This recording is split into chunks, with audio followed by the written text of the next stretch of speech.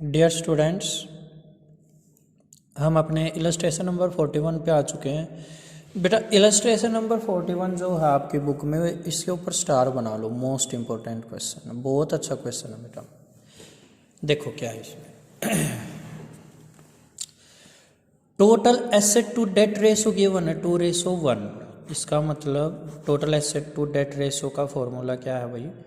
Total asset to debt already given है ये आपको पता है। इसका formula total asset divided by debt, ये हमें पता है ऑलरेडी। ये है हमारा 2:1, 2/1। ठीक है। अच्छा भाई, ये गिवन है, ये है हमारे पास 5 लाख रुपीज़। मीन्स अगर मैं इसको ऐसे लिखूँ 2:1 equal to total asset divided by debt, क्या मैं इसको ऐसे भी लिख सकता हूँ? बिल्कुल लिख सकता हूँ। तो ये जो है मेरा 2/1 इक्वल टू टोटल एसेट, तो अभी मत लिखो। डेट पता है मेरे को, डेट कितना भाई? 5 लाख रुपीज़, 5 लाख। यहाँ तक क्लियर है? अच्छा, इक्विटी शेयर कैपिटल दे रखा है 0.5 टाइम्स ऑफ डेट। अच्छा, प्रेफरेंस शेयर कैपिटल दे रखा है 25% ऑफ इक्विटी शेयर कैपिटल। अच्छा, और नेट प्रॉफिट बिफोर टैक्स है 10 लाख रुपीज़ और रेट ऑफ टैक्स है 40%। ठीक है, मैं 1 बाय 1 स्टेप से करेंगे इसको।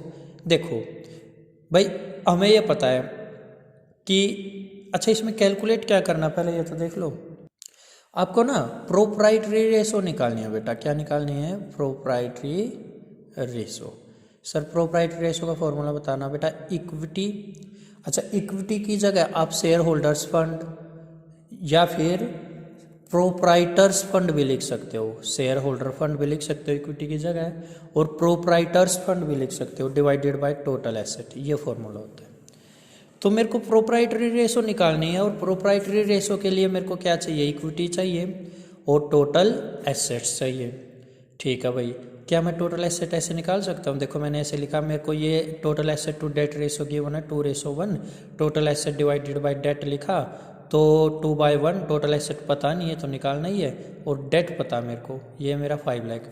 तो क्या मैं इक्वल का निशान और क्रॉस मल्टीप्लिकेशन कर सकता हूँ? बिल्कुल। तो मेरा टोटल एसेट आ गया बेटा, इसको इससे मल्टीप्लाई करोगे तो 10 लाख रुपीज़। यहाँ तक मेरे को उम्मीद है आप सबको समझ में आ गया होगा। तो मेरे पास टोटल एसेट आ गई, मीन्स इस फॉर्मूले के लिए टोटल एसेट्स चाहिए, तो ये तो पता चल गई। अब और क्या चाहिए भाई? इक्विटी। इक्विटी में क्या क्या आता है? शेयर होल्डर्स फंड भी बोलते हैं इक्विटी को। देखो यहाँ से क्या क्या आएगा इसमें? इक्विटी शेयर कैपिटल आएगा, बिल्कुल आएगा बेटा। ये कितना? 0.5 times of debt. Means debt का 0.5 टाइम्स, टाइम्स का मतलब होता है इनटू, मल्टीप्लाई कर लेना। डेट का 0.5 टाइम्स। मैं क्या निकाल रहा हूँ? इक्विटी। इक्विटी में आएगा ये इक्विटी शेयर कैपिटल, बिल्कुल। और ये कितना है? जितना डेट है ना, डेट कितना भाई? डेट है मेरे पास 5 लाख रुपीज़। डेट कितना बेटा मेरे पास? 5 लाख। इसका 0.5 टाइम्स, मीन्स मैं क्या करूँ? 5 लाख इंटू 0.5 ये कर दूंगा। ठीक है भाई, एक तो ये कर देना। और क्या क्या आएगा इक्विटी निकालते टाइम? प्रेफरेंस शेयर कैपिटल आएगा, बिल्कुल आएगा, इसको प्लस करो। ये कितना है? 25% of equity share capital. Equity share capital कितना भी निकाला नहीं, अभी निकालेंगे, उसका 25% कर देंगे, तो मेरा क्या आ जाएगा? Preference share capital. चलिए करते हैं। तो बेटा 5 लाख को 0.5 से इंटू करोगे तो आपका ये आएगा 2,50,000। ठीक है। और अब क्या कह रहे हैं कि जो आपका ये प्रेफरेंस शेयर कैपिटल है ना, वो 25% है इक्विटी शेयर कैपिटल का। मीन्स इसका 25% करो, 25%।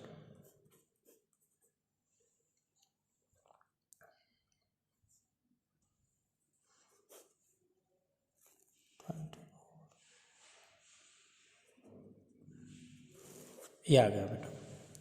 तो देखो अब इक्विटी शेयर कैपिटल तो मेरा आया वही, यहाँ लिख लेता हूँ 2,50,000 प्लस प्रेफरेंस शेयर कैपिटल 25% है इक्विटी का, और इक्विटी आया मेरा, इसका मैंने 25% कर दिया, तो ये आया मेरा 62,500। ओके भाई। आगे क्या है, net profit before tax 10 lakh rupees. अब मेरी बात सुनो बेटा, यहाँ से मैं एक मेन बात बताऊँगा। इक्विटी निकालते time net profit before tax दे रखा हो तो आप उसको आफ्टर टैक्स बना लेना।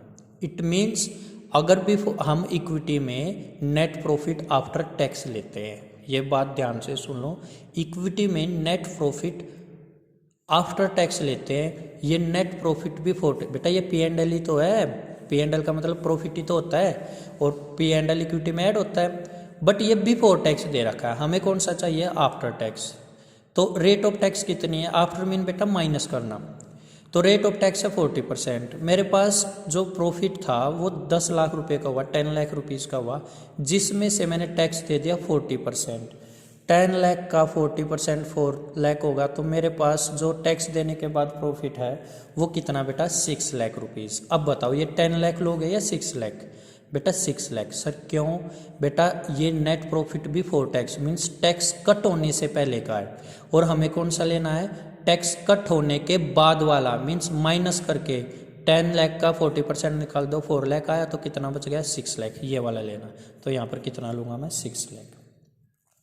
इनको टोटल करो बेटा, ये आ गया बेटा 9,12,500। ठीक है, तो प्रोप्राइटरी रेशो के लिए मेरे को क्या क्या चाहिए वही बताना एक बार। प्रोप्राइटरी रेशो के लिए मेरे को चाहिए equity by total asset. Total asset तो है मेरे पास, ये है कितनी, 10 लाख। इक्विटी कितना आ गया मेरे पास, 9,12,500। तो यहाँ लिख देता हूँ मैं, प्रोप्राइटरी रेशो का formula equity by total asset. Equity आया मेरे पास 9,12,500 डिवाइडेड बाय टोटल एसेट कितना, 10 लाख। बेटा इसको आप कट कर लेना, ये शायद 0.912 या 3 कुछ ऐसा आएगा, सोल्व कर लेना बेटा इसको। ठीक है, तो इस क्वेश्चन से हमने नया क्या सीख लिया, एक तो ये बात सीख ली, अगर इक्विटी निकालनी पड़ जाए और नेट प्रॉफिट बिफोर टैक्स दे रखा तो उस नेट प्रॉफिट आफ्टर टैक्स लेना होता है, एक तो ये बात पता चल गई। एक ये चीज़ है बेटा 0.5 टाइम्स मीन्स इनटू कर देंगे, और ये कैसे निकालेंगे ये भी आपको पता चल गया। ठीक है बेटा, चलिए नेक्स्ट वीडियो में नेक्स्ट क्वेश्चन करेंगे।